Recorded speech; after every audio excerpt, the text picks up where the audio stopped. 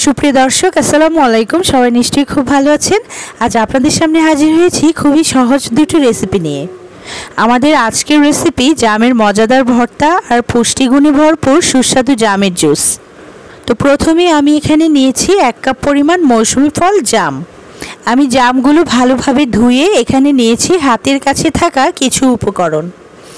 নিয়েছি বিট লবণ, নিয়েছি সাদা লবণ, এর সাথে নিয়েছি লাল মরিচের গুঁড়ো, নিয়েছি চিনি, এর সাথে নিয়েছি 3টে কাঁচামরিচ, লেবুর পাতা আর নিয়েছি 3টে ভাজা শুকনো মরিচ।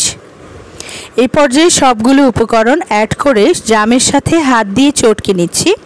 আপনারা চাইলে একটি গ্লাস বা বাটিতে ঝাঁকিয়েও নিতে পারেন, তবে আমি হাত দিয়ে চটকে দেখাচ্ছি।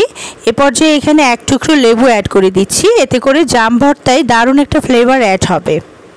প্রিয় দর্শক, অলরেডি আমার মাখানো হয়ে গিয়েছে এই জাম ভর্তা। এই গরমে এমন লোভনীয় ভর্তা হলে দারুণ জমে যায়।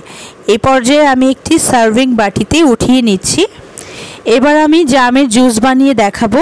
তো এর জন্য প্রথমে আমি বিচি ছাড়িয়ে 1 কাপ পরিমাণ জাম নিয়েছি। এবার বিচি ছাড়ানো জামগুলো ঢেলে দিচ্ছি একটি ব্লেন্ডার জারে এবং দিয়ে দিচ্ছি 1 টেবিল চামচ বিট লবণ। এর সাথে অ্যাড করে দিচ্ছি সাদা লবণ, এর সাথে অ্যাড করে দিচ্ছি 3টে কাঁচামরিচ এবং লেবুর রস। আপনারা চাইলে এখানে কাঁচামরিচের পরিবর্তে সাদা গোলমরিচ গুঁড়োও ব্যবহার করতে পারেন। এই পর্যায়ে দিয়ে দিচ্ছি 1 গ্লাস পরিমাণ ফ্রিজের ঠান্ডা পানি। আপনারা চাইলে এখানে বরফ কুচিও ব্যবহার করতে পারেন। প্রিয় দর্শক, হাতের কাছে ব্লেন্ডার না থাকলে আপনারা চাইলে হাত দিয়ে চটকেও জামের জুস বের করে নিতে পারেন। ব্যাস, তৈরি হয়ে গেল খুব সহজেই পুষ্টিকর জামের জুস।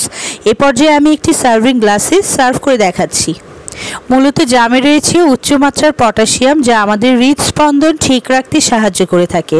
ডায়াবেটিস নিয়ন্ত্রণে এবং হার্টের স্বাস্থ্য ভালো রাখতেও এটি বিশেষ কার্যকর।